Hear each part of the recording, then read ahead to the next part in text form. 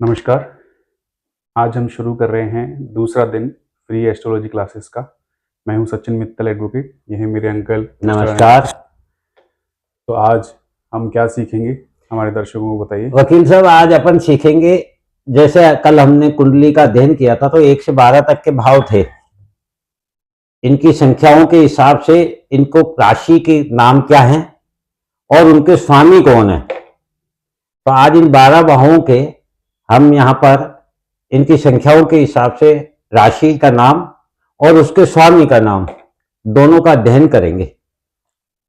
राशि एवं राशि स्वामी, ठीक है, क्योंकि इनको बोलते क्या हैं तभी हम। राशि क्या होती है बेसिकली?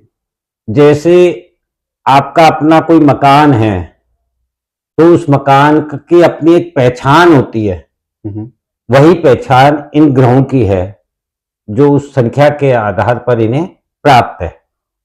तो बेसिकली जैसे किसी मकान का नंबर 1, 2, 3, 4 होता है, तो ऐसे ही एक ग्रहों की राशियां बना दी गई जी। ये इस राशि का ग्रह, ये इस राशि का ग्रह, ये इस राशि का। जी हाँ, उस घर का स्वामी वो है। जहां भी एक नंबर आएगा वो मेष राशि कहलाएगी, उसका स्वामी मंगल है। अब इन 12 भावों में एक नंबर कहीं भी हो सकता है, ठीक है, लेकिन उस भाव का स्वामी मंगल होगा क्योंकि उसको मेष राशि कहते हैं। ठीक है, इसी को राशि कहते हैं। तो 1 से 12 तक के भाव हमने देखे थे, 1 से 12 तक की संख्या थी। तो जब 1 से 12 तक की संख्या है तो आप देखेंगे कि 1 नंबर और 8 नंबर दोनों के स्वामी मंगल होते हैं। 1 नंबर और 8 नंबर। 1 नंबर मेष राशि कहलाती है, 8 नंबर वृश्चिक राशि कहलाती है। दोनों के स्वामी मंगल है, अर्थात मंगल को 2 घर प्राप्त है। इसी प्रकार से 2 नंबर और 7 नंबर, इन दोनों के स्वामी शुक्र हैं। ठीक है, तो शुक्र को भी 2 घर प्राप्त है। ठीक है, 2 नंबर राशि को वृषभ राशि कहते हैं, ओके, और 7 नंबर राशि को तुला राशि कहते हैं। ठीक है, और इन दोनों के स्वामी शुक्र हैं। इसी हिसाब से 3 नंबर और 6 नंबर ये बुध की राशियां हैं। बुध को भी 2 घर प्राप्त है। 3 नंबर राशि को मिथुन राशि कहते हैं और 6 नंबर राशि को कन्या राशि कहते हैं। ये 6 और 3 ये भाव हुए, 3 नंबर नहीं, भाव नहीं है, संख्या। राशि जो क्रम वाइज लगी रहती है ना, क्रम वाइज नहीं आएगी, वो तो एक काल पुरुष की कुंडली है जो हमने उदाहरण स्वरूप बनाई है। हर व्यक्ति के अपने, जैसे मैंने बताया था, लग्न के समय।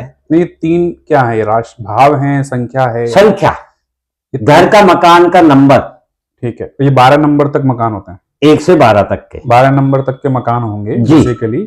और हर एक कुल 7 ग्रह हैं। कुल 7 ग्रह हैं। तो आप बता रहे हैं कि 7 ग्रहों में से 5 ग्रहों को 2-2 मकान प्राप्त हैं। जी हाँ। और 2 ग्रहों को 1-1 मकान प्राप्त है, जो आपने इसमें लिखा सूर्य और चंद्रमा। सूर्य और चंद्रमा को सिर्फ 1-1 मकान। बेसिकली सिंप्लिसिटर इसको बोल दें। ओके। तो अब उसी हिसाब से 3 नंबर और 6 नंबर के स्वामी बुध हैं। 3 नंबर राशि को मिथुन राशि कहते हैं, 6 नंबर राशि को कन्या राशि कहते हैं।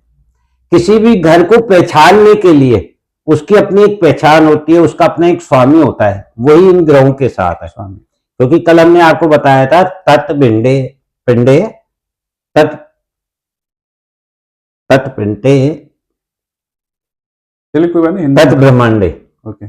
जो पिंड है, जो हम हैं, वही ब्रह्मांड है, और जो ब्रह्मांड है वही हम है। तो जिस हिसाब से हमारे मकान है, उनके नंबर है, उनकी पहचान है, उनके स्वामी है, ठीक इसी तरीके से इन 12 ग्रहों के अपने एक स्वामी हैं। उन स्वामियों की जो संख्या प्राप्त है वो उसकी हम चर्चा कर रहे हैं। ठीक है। तो 3 नंबर और 6 नंबर के स्वामी बुध हो गए। 3 नंबर को मिथुन राशि कहते हैं, 6 नंबर को कन्या राशि कहते हैं। इसके बाद आती है 4 नंबर। 4 नंबर कर्क राशि कहलाती है, जिसके स्वामी चंद्रमा है। 4 नंबर के बाद आती है 5 नंबर। 5 नंबर के स्वामी सूर्य हैं, उसे सिंह राशि कहते हैं। सूर्य के घर का जो नाम है राशि का, वो सिंह है। फिर अपने 8 तक के अध्ययन कर लिया। 9 नंबर राशि जब आती है तो 9 नंबर और 12 नंबर 2 राशियों के स्वामी गुरु हैं। गुरु को भी 2 घर प्राप्त हैं और शनि को भी 2 घर प्राप्त है। तो 9 नंबर धनु राशि है, धनु राशि के स्वामी गुरु हैं। 12 नंबर राशि मीन राशि है, जिसके स्वामी भी गुरु हैं। 10 नंबर राशि मकर राशि है, जिसके स्वामी शनि है। 11 नंबर राशि कुंभ राशि, जिसके स्वामी भी शनि है। तो मैं इसको जैसे सिंपल करना चाहूं तो क्या हम इसको ऐसे बोल सकते हैं कि ज्योतिष विज्ञान में 12 घर दर्शाए हैं। जी हाँ, 12 घर। जी हाँ। और सबका क्रमांक जो है वो 1 से 12 है, मकान नंबर कह लो। और मकानों का जो नाम है वो राशि है, और उसके स्वामी हैं वो 5, तो 2-2 ग्रह हैं। 5 ग्रह तो 2-2 मकानों के स्वामी हैं। जी हाँ। और 2 ग्रह 1-1 मकानों के स्वामी हैं। 1-1 मकान। तो सूर्य और चंद्रमा का तो 1-1 ग्रह घर मिला हुआ है। जी हाँ। और ये उनके घरों के नाम है, मतलब सूर्य के घर का नाम है सिंह राशि, हाँ, बेसिकली सिंपल वे में। और चंद्रमा के घर का नाम है कर्क राशि, और घर का नंबर है 4 और 5। ऐसे ही सभी ग्रहों के घर के नाम ये हैं और नंबर इस तरह। नंबर यही आप कहना चाहते हैं? जी हाँ। तो मेरा सवाल ये है कि इनको नंबर किस तरीके से ये अलॉट हुए हैं, किस तरीके से? हाँ, इसका हम अध्ययन करेंगे। एक्चुअल में ज्योतिष के लिए जैसे मैंने आपको बताया था कि जिस समय ज्योतिष का अध्ययन करके हमें दिया गया, जो हमारे ऋषि मुनि हैं जिन्होंने अपनी तपस्या के द्वारा ब्रह्मांड को जाना, उसका अध्ययन किया, और उस अध्ययन के आधार पर आने वाले जीवन में लोगों को किस प्रकार से उनका फल प्राप्त होता है, उसके बारे में उन्होंने जानकारी दी।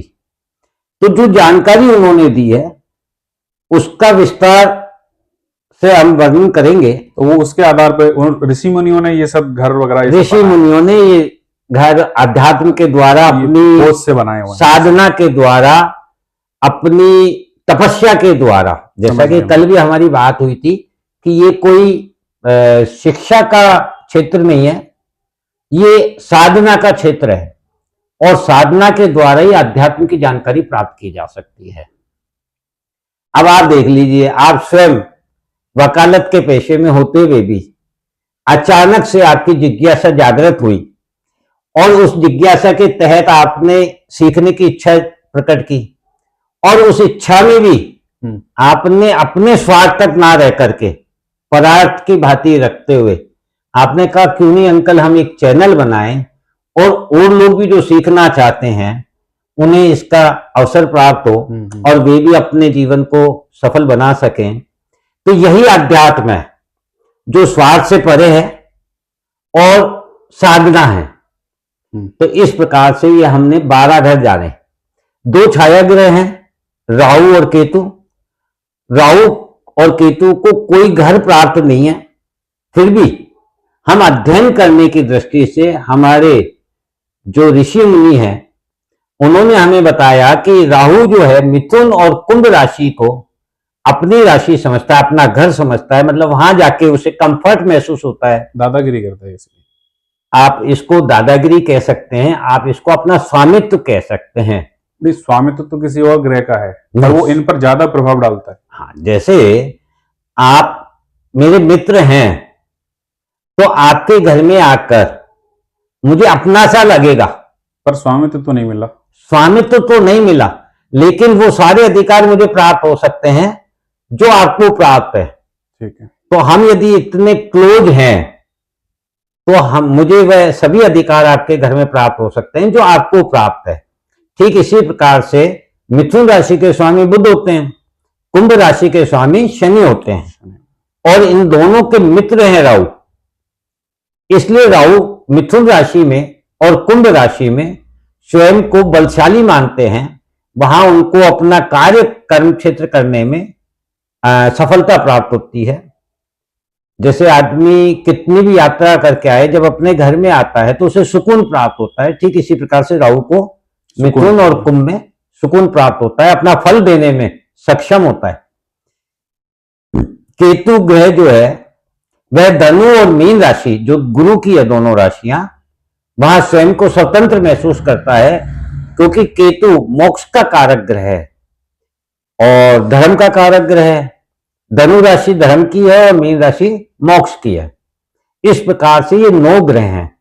इसको आप चाहो तो इस कुंडली के द्वारा भी अध्ययन कर सकते हैं। कल हमने 1 से 12 तक की संख्या लिखी थी। 1 नंबर में मेष राशि लिखी है हमने, मंगल इसके स्वामी हैं। 2 नंबर में वृष राशि है, इसके स्वामी शुक्र है। 3 नंबर राशि में मिथुन कहलाती है, जिसके स्वामी बुध हैं।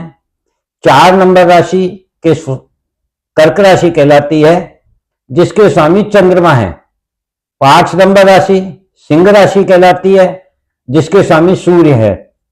6 नंबर राशि कन्या राशि कहलाती है, इसके स्वामी बुध हैं। ठीक है, समझ में आ गया। वो यहाँ से एज इट इज हाँ, यहाँ पे ये अपन ने स्वामी वाली राशियां लिख दी थी। और इसमें दो जो घर के नाम हैं, जैसे मिथुन एक घर का नाम, 3 नंबर घर का नाम मिथुन है। हाँ, तो ये बुध ग्रह को मिल गया। हाँ, और एक ये कन्या राशि का घर जो है 6 नंबर का जो घर है, हाँ, कन्या राशि नाम का, वो भी बुध को मिल गया। तो इस तरीके से 2 इसको मिल गए। 2 बुध। तो इस तरीके से ये 2 घर 5 ग्रहों घर का नंबर और घर के नाम सहित इनको मिल जाते हैं। और जिससे हम पहचान सकते हैं, जिससे हम पहचान सकते हैं। और बकाया ये जो हैं राहु और केतु, इनकी ये जो 2 घर हैं, मिथुन और कुंभ जी, और धनु और मीन जी, तो ये 2 घरों में जाके कंफर्ट फील करते हैं। कंफर्ट फील स्वामित्व नहीं है, पर ये कंफर्ट फील करते हैं और अपना पूरा प्रभाव देने के लिए सक्षम है।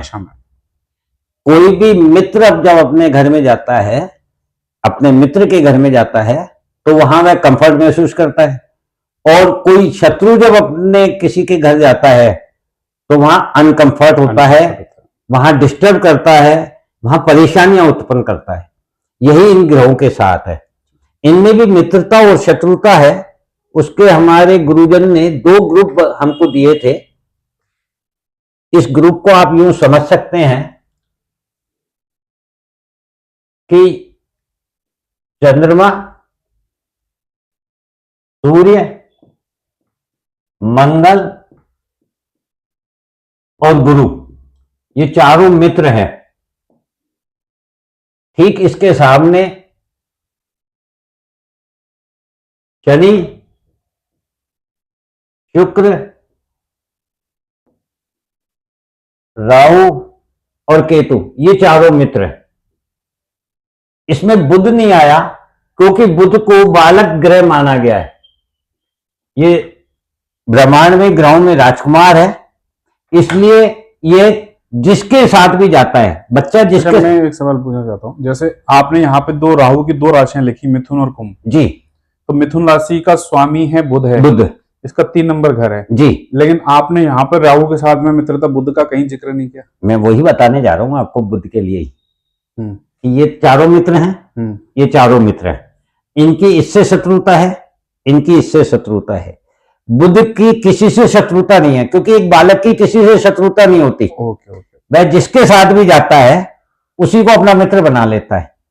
इसलिए बुध को राजकुमार कहा गया है, बालक कहा गया है, इसीलिए बुध को बीच में रखा गया है। बुध किसी का भी शत्रु नहीं हो सकता, नहीं है। तो इसमें जैसे ये केतु है जी, ये धनु और मीन राशि में, धनु और मीन का स्वामी गुरु है। गुरु है। अब यहाँ पे आपने दोनों को दुश्मन दिखा रखा है। जी हाँ, यहां इनकी शत्रुता है, क्योंकि जब हम ग्रहों का अध्ययन करेंगे तो इसका विश्लेषण करेंगे कि किस कारण से ये यहाँ शत्रुता दिखाई गई है। क्योंकि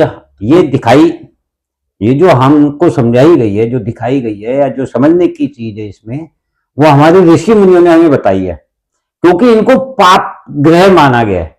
नहीं, मैं एक चीज नहीं समझ पा रहा।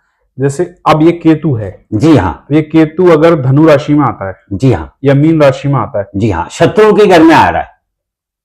हाँ, तो आपने कहा कि वो गुरु का शत्रु है, गुरु का शत्रु है, तो आपने कहा कि ये तो मित्रवत फील करता है वहां पे। जी हाँ। अब ये क्यों करता है, इसका कारण है, क्योंकि गुरु जो है वो वृद्धि के कारक ग्रह है।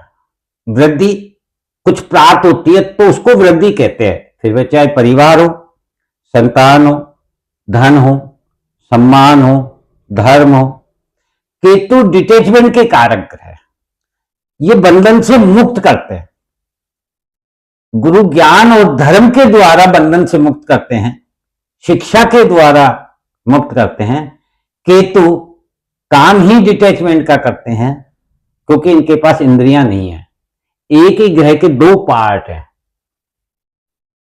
चलिए वो विस्तार में समझेंगे। हाँ, तो उसका पूरा जो परिणाम है समझ गया मैं। उसको समझने के लिए हम आगे और समझेंगे। अभी आज के चैप्टर में सिर्फ इतना रखते हैं कि इन सब घरों को जो घरों की जो संख्या है इस तरीके से डिवाइडेड है, उनका अपना एक नाम है। हाँ। उस नाम का अपना एक स्वामी है।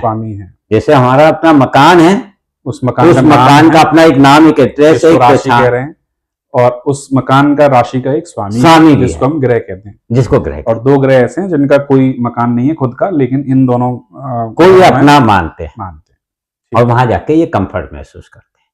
तो आज के लिए इतना काफी है।